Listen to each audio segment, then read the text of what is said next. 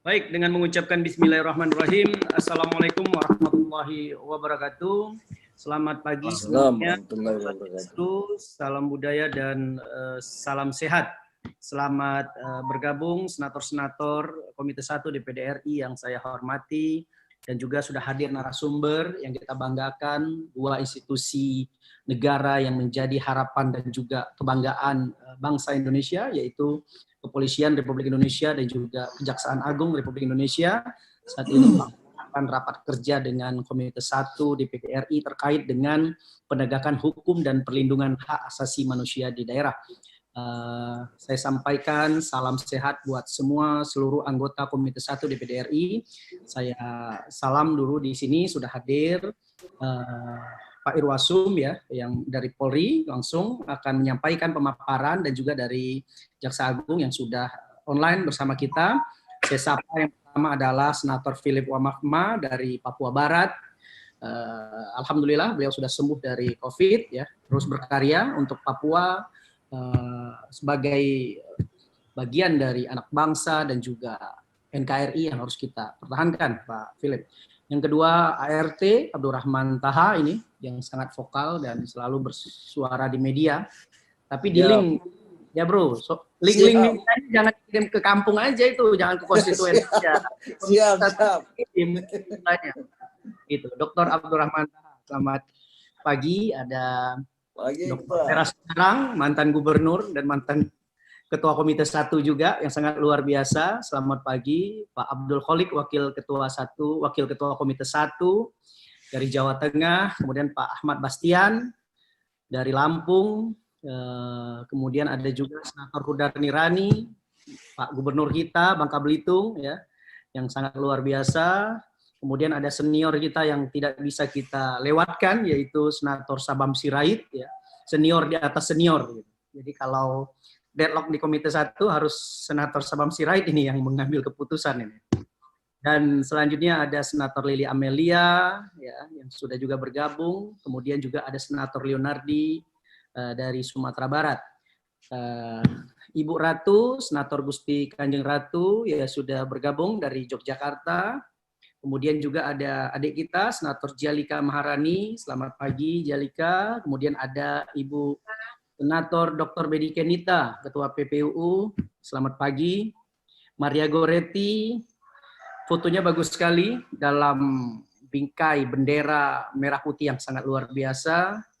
Kemudian juga saya sapa beberapa anggota Komite 1 lainnya yang sedang berada di perjalanan meskipun online secara langsung. Pertama-tama kita akan mendengarkan langsung pemaparan dari Kejaksaan Agung dulu ya, presentasinya terkait dengan penegakan hukum dan perlindungan hak asasi manusia di daerah, termasuk dengan bagaimana proses penegakan hak asasi manusia sebagai komitmen negara dalam penegakan hukum.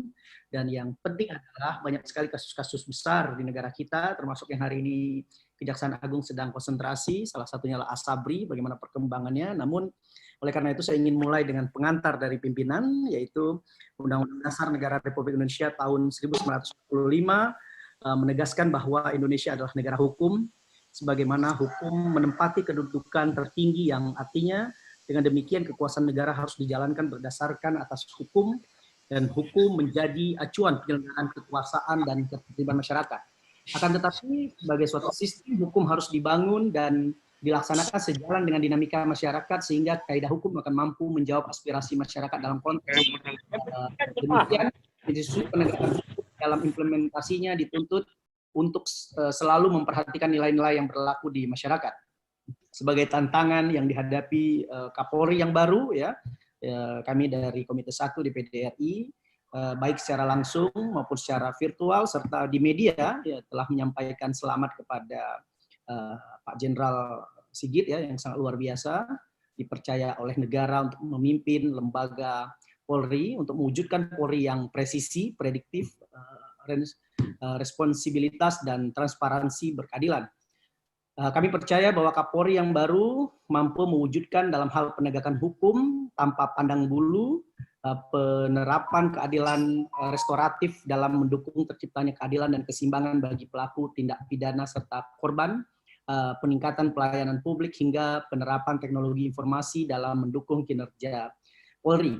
Baru-baru ini saya dihubungi beberapa kampus untuk menjadi narasumber terkait mengevaluasi Kapolri yang baru. Saya komentar kenapa kita evaluasi, kita belum lihat, sedang baru saja dilantik, kenapa terlalu cepat dievaluasi.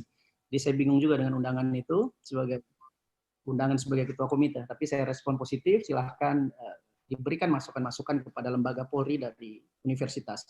Selanjutnya dilihat dari segi konstitusi maupun realitas sosial dewasa ini, sangatlah tepat penegakan hukum diarahkan kepada hukum yang responsif, hukum yang aspiratif, dan mengakomodir kepentingan masyarakat banyak, dan hukum haruslah bersifat melindungi masyarakat sebagaimana amanat konstitusi. Senator-senator dan juga Bapak-bapak, Ibu-ibu sekalian yang saya banggakan, untuk itu kita berharap kepada Jaksa Agung dan Kapolri supaya ke depan tidak ada lagi kasus-kasus penegakan hukum yang mencederai rasa keadilan masyarakat, di mana kita lihat selama ini terlalu banyak pemberitaan yang memberitakan bahwa masyarakat kecil lebih mudah terproses secara hukum, sementara para elit-elit dan juga penguasa hari ini, ya, termasuk di daerah, itu banyak sekali yang abuse of power, menyalahgunakan kekuasaan, namun tidak tersentuh oleh hukum. Oleh karena itu, persoalan mendasar lainnya dalam kehidupan berbangsa dan bernegara adalah terkait dengan isu kedua yang kita bahas, yaitu mengenai hak asasi manusia, di mana pelaksanaan hak asasi dan kewajiban masyarakat terkait dengan HAM yang harus dilindungi dan dijamin serta ditegakkan oleh semua lapisan komponen bangsa. HAM sebagai unsur penting bagi suatu negara hukum, inilah menjadi fondasi kita untuk bisa rapat kerja membahas terkait dengan perkembangan HAM.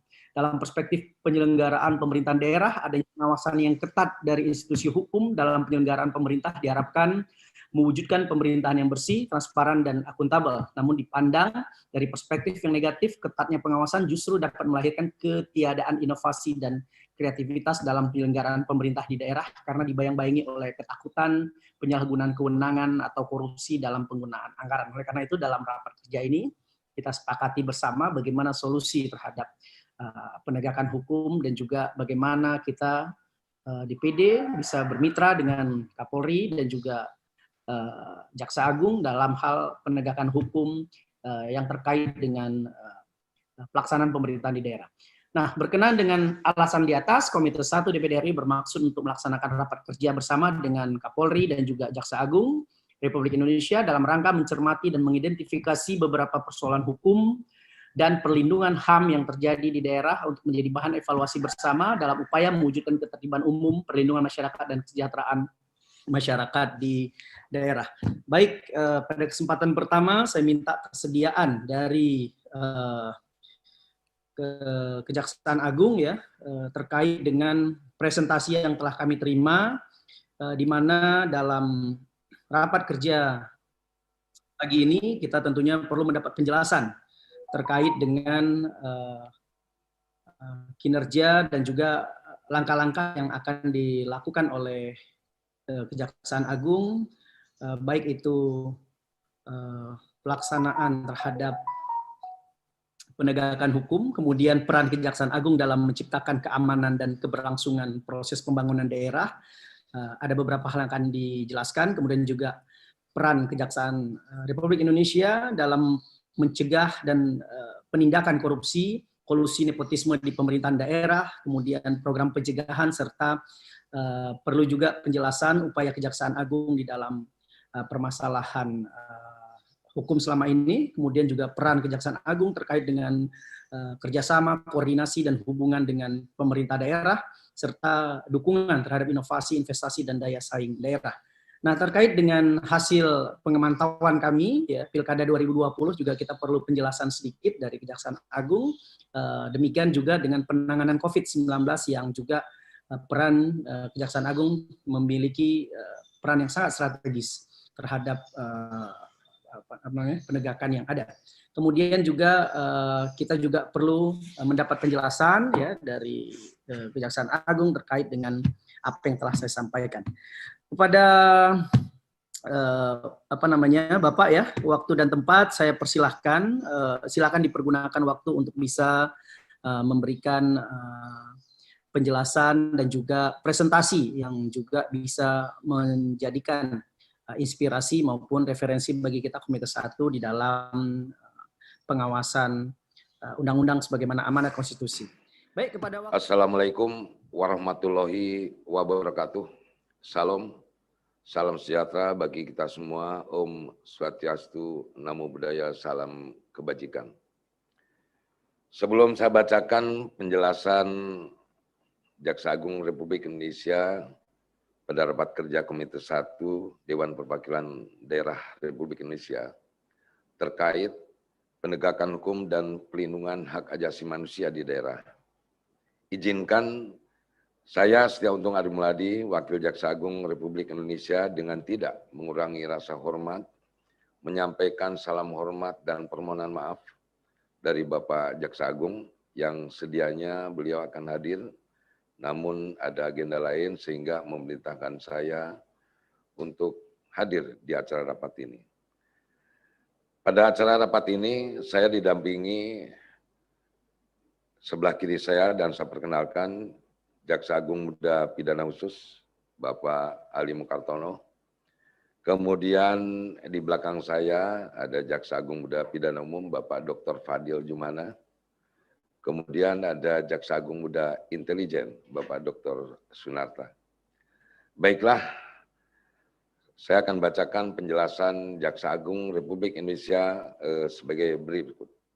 Yang saya hormati, pimpinan dan anggota Komite 1 Dewan Perwakilan Daerah Republik Indonesia, serta hadirin sekalian yang berbahagia, juga Bapak Irwasum yang saya banggakan dan saya hormati. Pertama-tama marilah kita panjatkan puji syukur kehadirat Allah Subhanahu wa Ta'ala, Tuhan yang Maha Esa, atas segala limpahan rahmat, taufik dan hidayahnya sehingga pada hari ini kita masih diberi kesempatan untuk menghadiri rapat kerja bersama Komite 1 DPD Republik Indonesia yang merupakan sebuah bentuk pengawasan yang dijalankan dalam kerangka fungsi representasi. Kegiatan pada hari ini juga merupakan bukti bahwa semangat kita mengabdi kepada bangsa dan negara tidak pernah surut, sebab walaupun masih berada di tengah pandemi COVID-19. Melalui rapat kerja bersama Komite 1 DPD Republik Indonesia dengan Jaksa Agung Republik Indonesia pada hari ini memiliki maksud dan tujuan yang ingin dicapai, yaitu pertama, membangun kesepahaman bersama terkait dengan upaya mengatasi permasalahan penegakan hukum dan keamanan di daerah dalam upaya menciptakan situasi dan kondisi daerah yang lebih kondusif. Kedua, mengetahui langkah-langkah strategis kejaksaan dalam penegakan hukum, penyelenggaraan pemerintahan daerah, dan keamanan di daerah, khususnya pada saat pandemi COVID-19 saat ini dan menjelang pelantikan gubernur dan bupati atau wali kota hasil dari pilkada serentak tahun 2020. Ketiga, mengetahui langkah-langkah hukum yang dilakukan kejaksaan, baik secara preventif maupun represif terkait dengan penggunaan anggaran kepala daerah dalam penanganan COVID-19. Keempat, memperkuat hubungan koordinatif antara DPD RI dengan Kejaksaan Republik Indonesia dalam mencermati dan menjaga keamanan serta ketertiban masyarakat di daerah, khususnya yang menghadapi COVID-19 dan penyelenggaraan pemerintah di daerah. Pimpinan dan anggota Komisi 1 DPD RI yang berbahagia, sesuai dengan undangan dan materi pokok yang kami terima, kami telah menerima setidaknya ada 7 isu atau persoalan berkaitan dengan penegakan hukum dan perlindungan hak asasi manusia di daerah yang berhubungan dengan kejaksaan. Adapun Bismillahirrahmanirrahim. Assalamualaikum warahmatullahi wabarakatuh. Shalom. Om Swastiastu, Namo Buddhaya, Salam Kebajikan. Yang terhormat Ketua Komite 1 DPD Republik Indonesia, Bapak Haji Farul Razi, MIP, beserta seluruh anggota atau senator Komite 1 yang kami muliakan. Yang saya hormati Wakil Jaksa Agung Republik Indonesia, Bapak Dr. Setiauntung Amirul Hadi, beserta pejabat pendamping dari Kejaksaan Agung. Beliau, Pak Wagajagung, adalah senior kami, sahabat saya pada saat di Provinsi Jawa Barat. Yang saya hormati para peserta rapat kerja DPD RI, baik dari Polri, Kejaksaan Agung, yang kami muliakan. Kami menambahkan Bapak Ketua bahwa selain yang Bapak sampaikan tadi, kami juga didampingi pejabat dari Baris Krim Polri, namun secara virtual, dan pejabat dari Divisi Provisi Pengamanan, Propam, juga secara virtual ikut hadir di sini. Bapak Ketua, sebagai insan yang bertakwa, marilah kita pertama-tama membacakan puji syukur karunia Allah Subhanahu wa taala, Tuhan yang Maha Kuasa, atas limpahan karunia-Nya kita hadir dalam keadaan sehat walafiat dalam acara rapat kerja DPD RI, Polri, dan Kejaksaan Agung. Kami izin menyampaikan dan permohonan maaf dari Bapak Kapolri.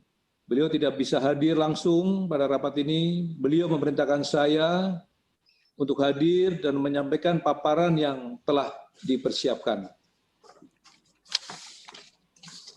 Yang pertama, dalam rangka menciptakan keamanan dan keberlangsungan proses pembangunan di daerah secara singkat, implementasi Polri yang presisi adalah sebagai berikut. Yang pertama, fungsi deteksi. Seluruh jajaran kepolisian di kewilayahan diwajibkan merintis kembali penajaman deteksi intelijen yang mampu memberikan early warning system atau peringatan dini. Yang kedua, fungsi preemptif.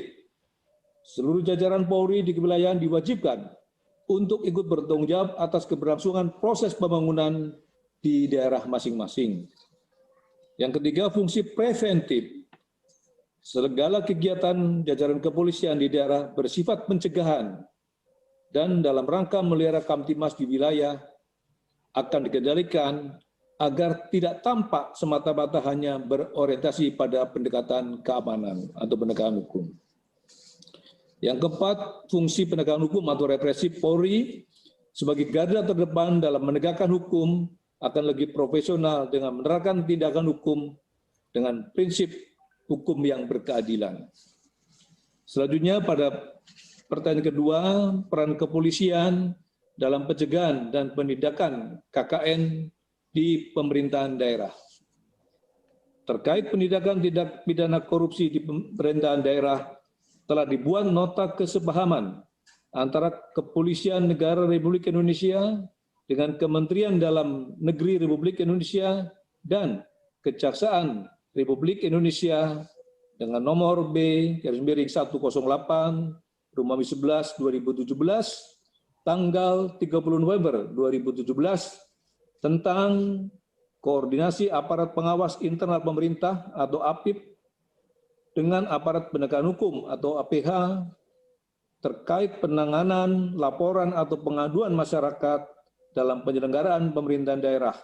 Dalam MOU tersebut diharapkan peran APIP dalam pengawasan aparatur daerah diperlukan kontrol yang terukur dari APH termasuk Kepolisian Negara Republik Indonesia.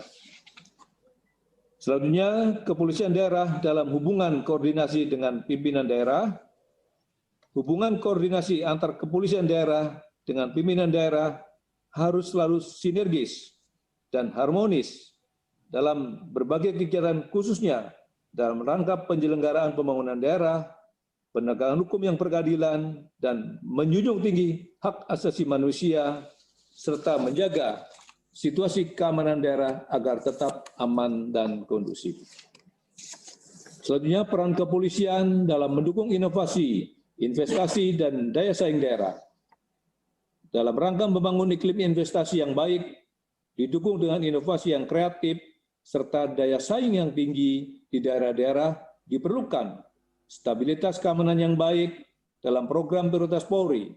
Kami mendukung pertumbuhan investasi di dalam negeri yang dapat memajukan perekonomian negara.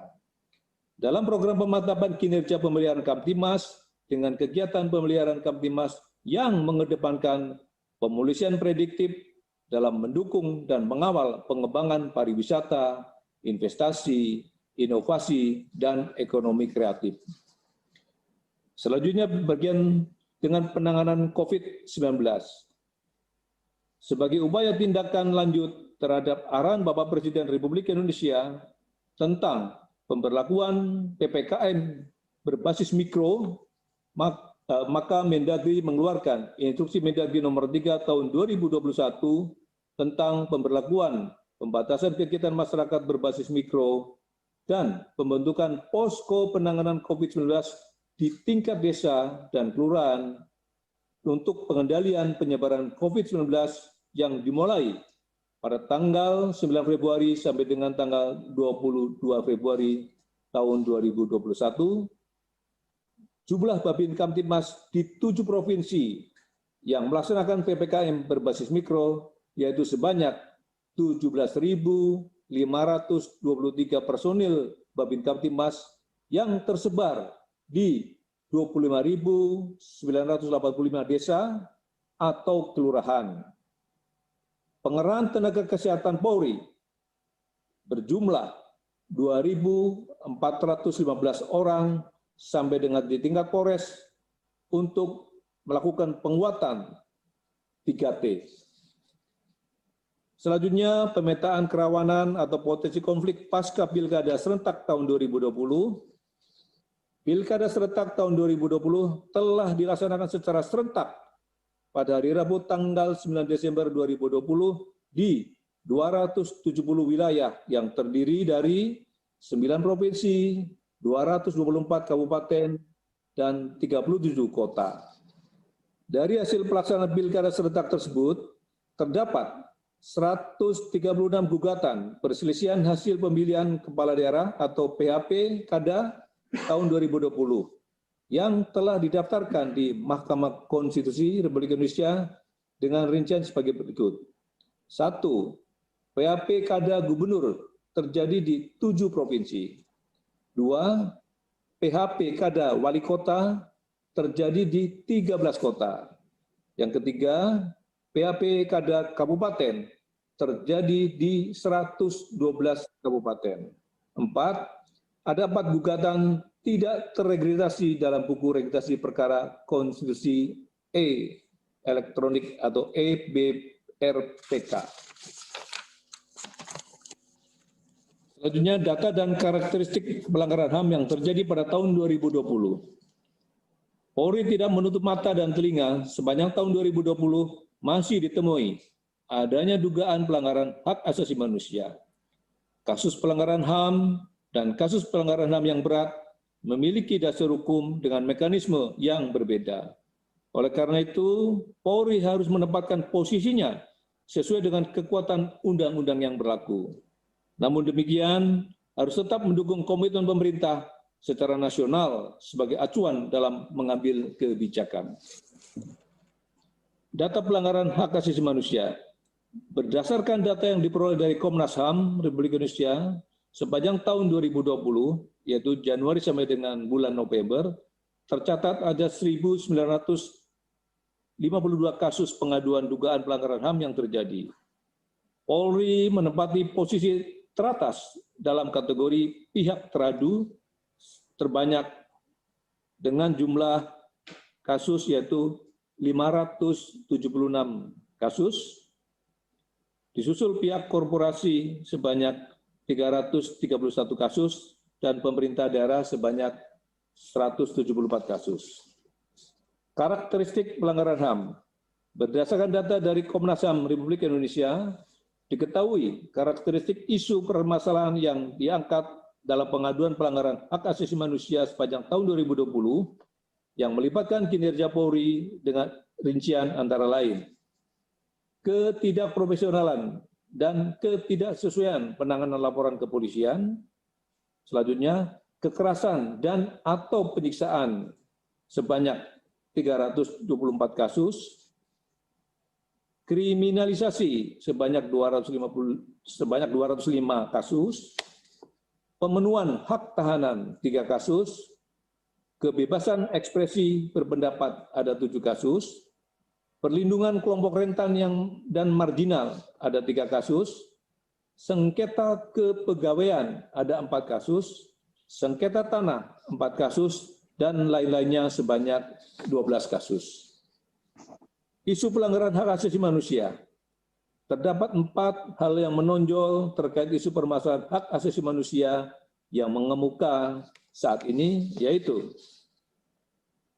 hak asasi manusia dalam situasi pandemi COVID-19, konteks penegakan hukum dan hak asasi manusia dalam waktu mendatang tidak akan lepas dari permasalahan pandemi. Isu yang perlu mendapat perhatian terutama soal hak tenaga kesehatan, kekurangan APD, kesulitan tes swab, kekerasan, stigma dari masyarakat. Tidak terkecuali soal pengurangan upah pekerja, hak untuk masyarakat perlu diperhatikan. Isu vaksin dan pidana yang berpotensi meningkat akibat turunnya perekonomian. Hak asasi manusia dan kebebasan berpendapat. Kritik yang dimunculkan pengamat terhadap aparat keamanan adalah persoalan banyak aktivis, jurnalis, akademisi, mahasiswa dan masyarakat yang mengalami pembungkaman, intimidasi, dan kriminalisasi saat menggunakan haknya untuk mengungkapkan pendapatnya secara damai.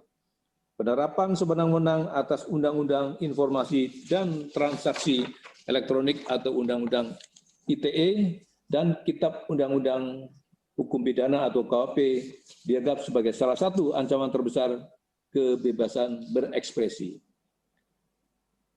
Hak asasi manusia dalam persoalan Papua. Krisis hak asasi manusia kemanusiaan serta kekerasan yang terjadi di Papua masih akan terus menjadi sorotan. Pendekatan keamanan yang cenderung represif serta belum ditentukan permasalahan dana Opsus Jilid 2 masih akan menjadi sasaran kritik menghambat program-program pemerintah di Papua. Hak asasi manusia dan sengketa lahan.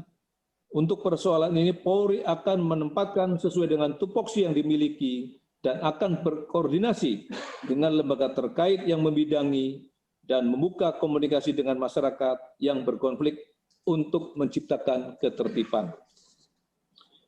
Selanjutnya, langkah-langkah strategis Polri ke depan. Dukungan Polri secara konkret terkait permasalahan hak asasi manusia di Indonesia adalah melakukan langkah-langkah strategis sebagai berikut. Pertama, Polri sudah melakukan sosialisasi dan pendidikan tentang hak asasi manusia secara internal di seluruh lembaga pendidikan Polri, sehingga pimpinan Polri dan aparat di lapangan selalu berpedoman pada prinsip hak asasi manusia dan diharapkan terhindar dari pelanggaran hak asasi manusia. Kedua, Polri memandang bahwa penanganan kepada pihak-pihak yang diduga melakukan pelanggaran HAM sebagai sebuah tindakan hukum.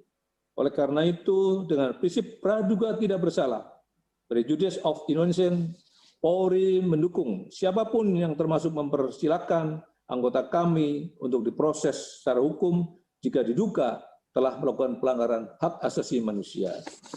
Polri akan terus melakukan pengawasan internal yang ketat dalam hal adanya pelaporan terkait permasalahan hak asasi manusia.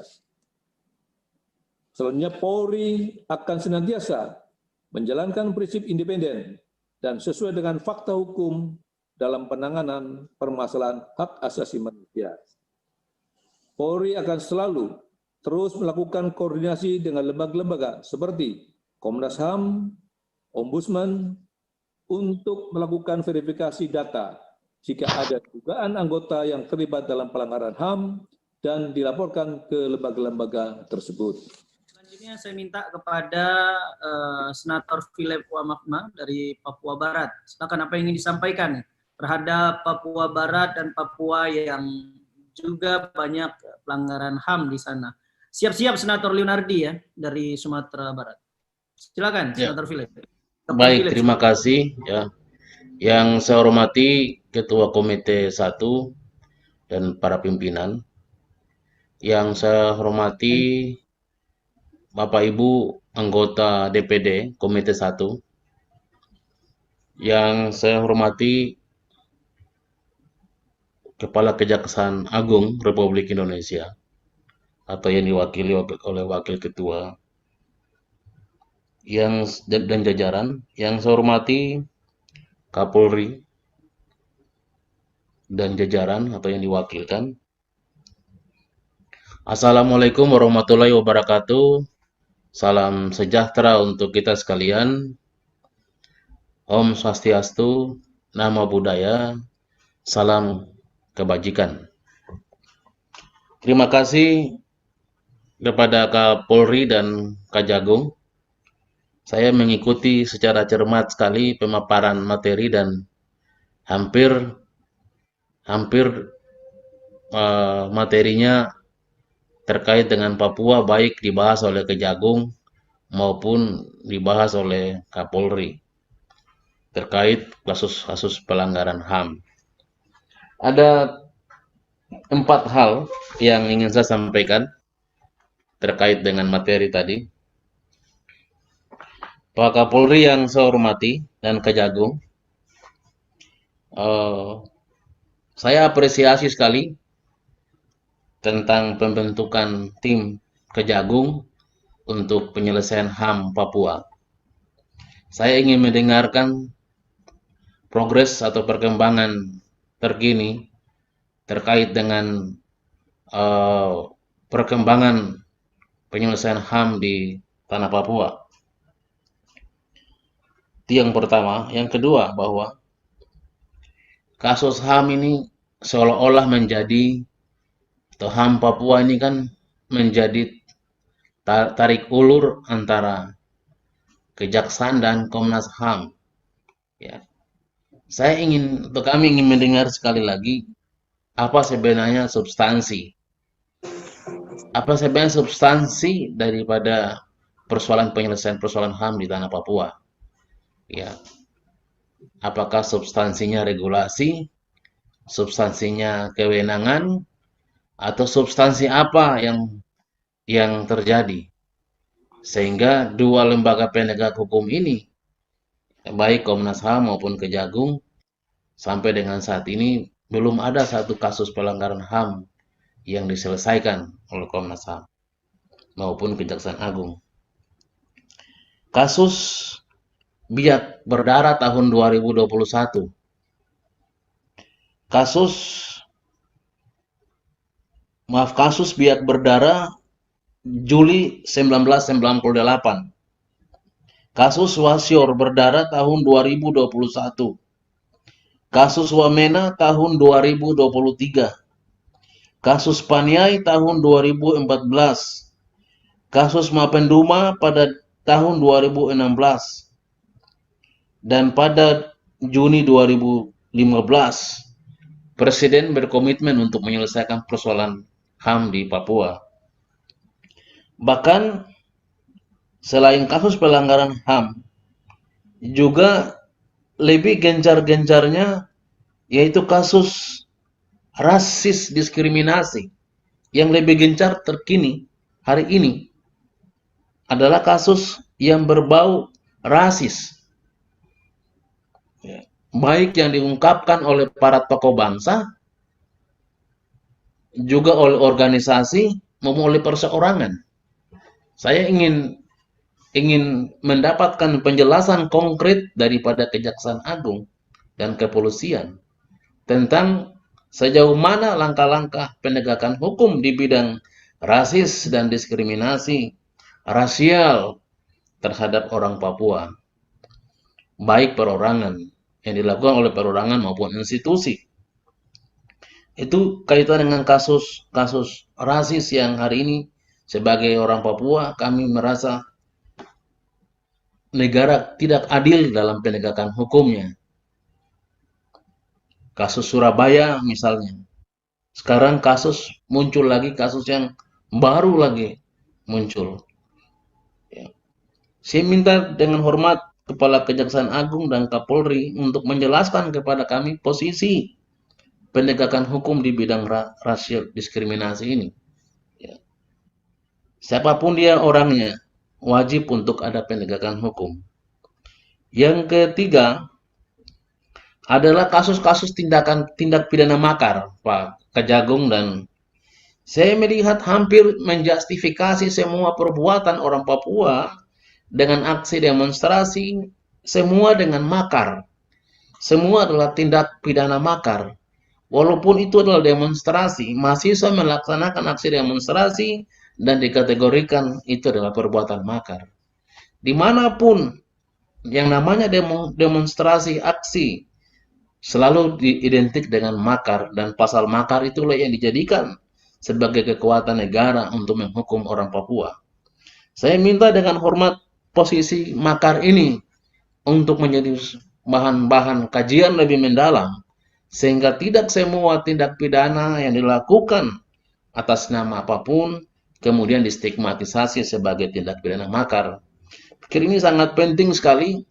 Kalau jika kita ingin berdemokrasi, tapi kemudian demokrasi itu ditutup dengan suatu kata makar, maka tentu tidak ada kebebasan demokrasi dalam menyampaikan pendapat dan pandangan dalam hal mengekspresikan dan menyuarakan aspirasi rakyat. Yang keempat, kaitan dengan illegal mining.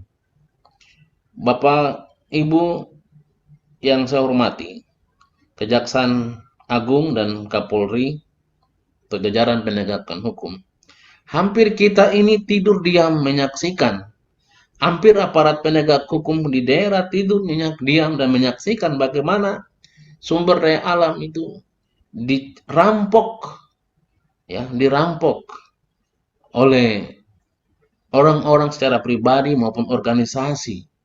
Nah, saya pikir disinilah letak posisi penegak hukum untuk memberikan perlindungan bagi kekayaan alam yang dimiliki.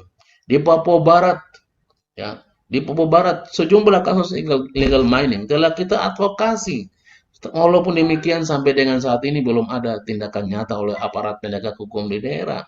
Sejumlah laporan masyarakat disampaikan, tapi sampai dengan saat ini tidak ada tindak lanjut daripada pemerintah, daripada penegak hukum di daerah, baik Polda maupun Polres di daerah atau wilayah hukum. Sebut saya di Manokwari, di Kaimana, di Timika, di Bintuni, di Kabupaten Teluk Undama. Sejumlah illegal mining itu nyata-nyata, Pak Kapolri dan Kejagung, nyata-nyata di depan mata. Bahkan ada orang asing yang mudah sekali menggarap sumber daya alam kita, tapi kemudian tidak ada sanksi-sanksi hukum yang kita lihat oleh aparat penegak hukum kita di bawah. Saya pikir ini harus ada tindakan nyata dari Kejagung dan Kapolri dalam rangka melindungi sumber daya alam bangsa dan negara.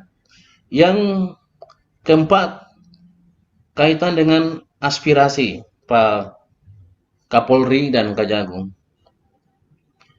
Untuk jajaran Polri, bahwa untuk Polda Papua Barat,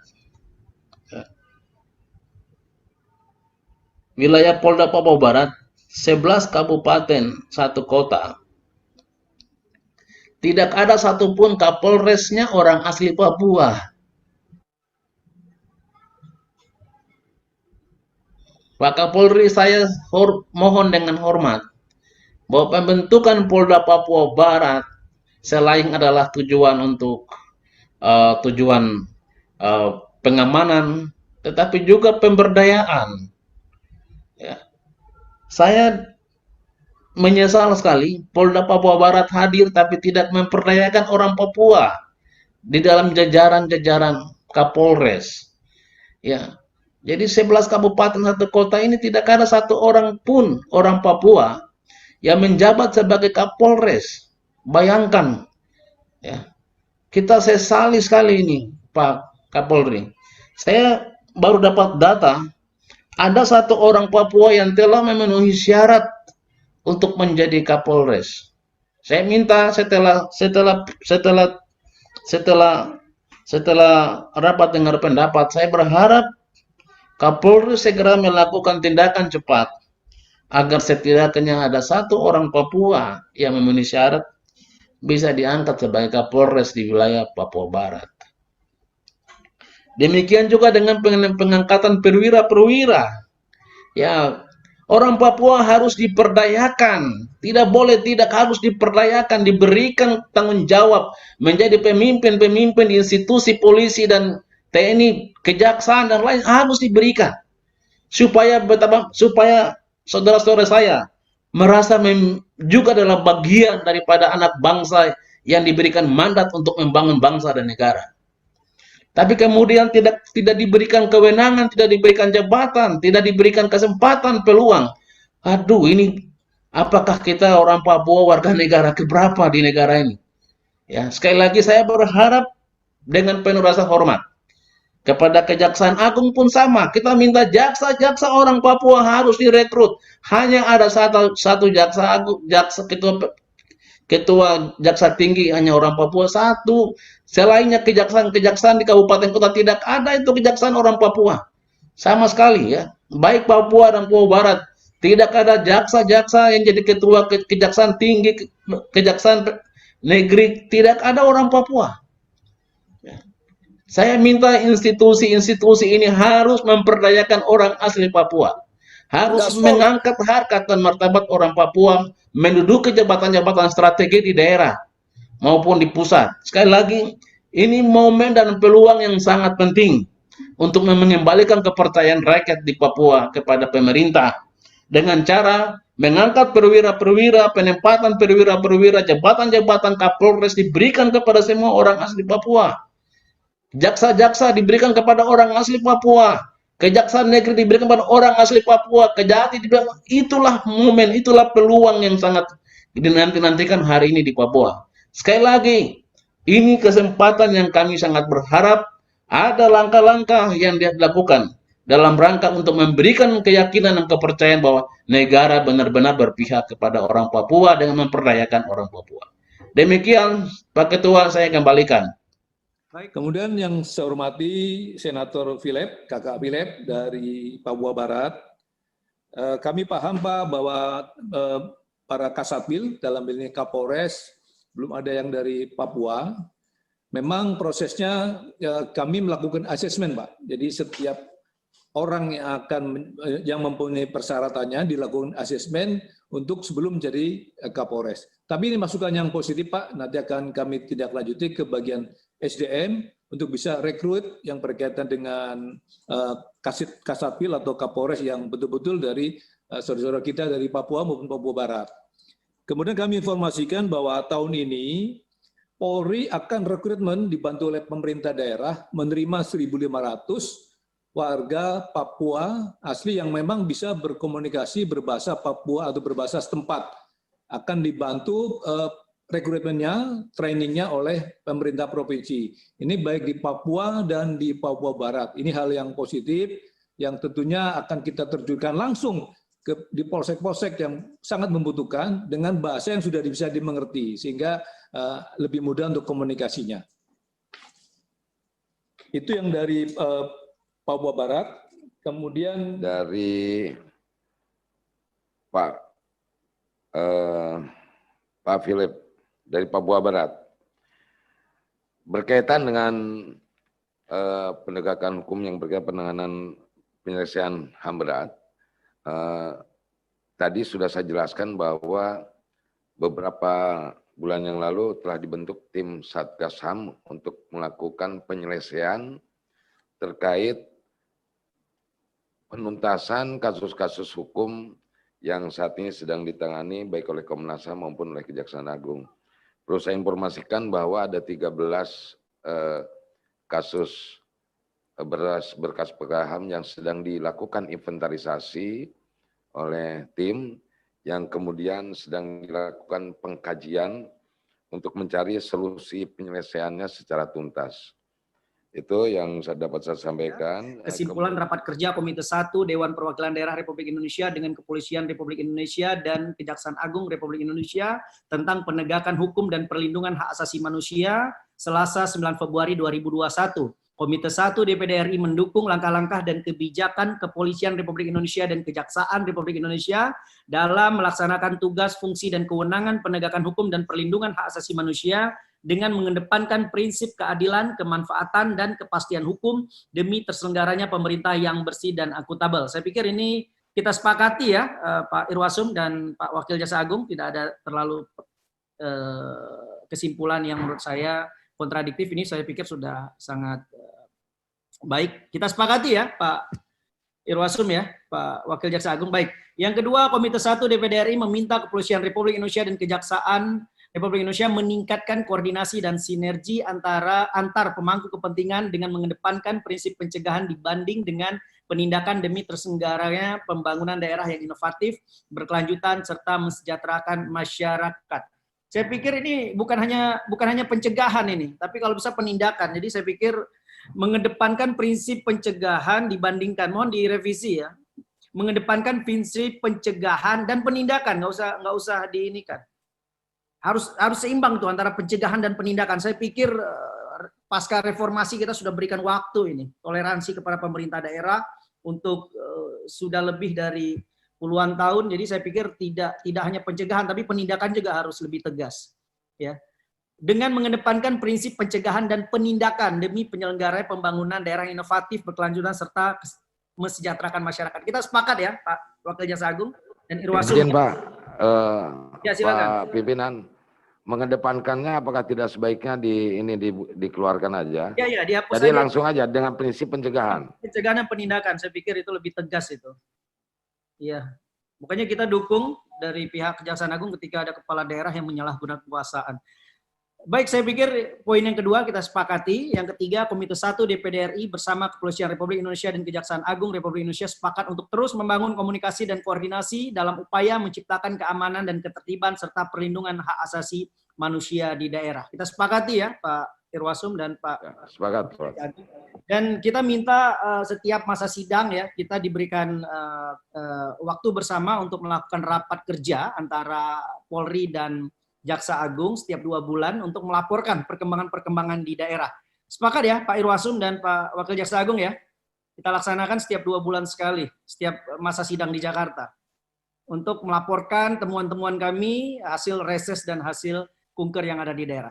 Baik, terima kasih kepada Pak Irwasum, terima kasih kepada Wakil Jaksa Agung yang sangat luar biasa. Di pundak Bapak-Bapak sekalian lah, negara kita masih kokoh dalam bingkai negara kesatuan Republik Indonesia, dan Senator DPD RI terus bekerja secara maksimal dalam rangka memperkuat NKRI dan mensupport Polri dan Jaksa Agung menjadi lembaga yang akuntabel dan dipercaya oleh rakyat. Terima kasih.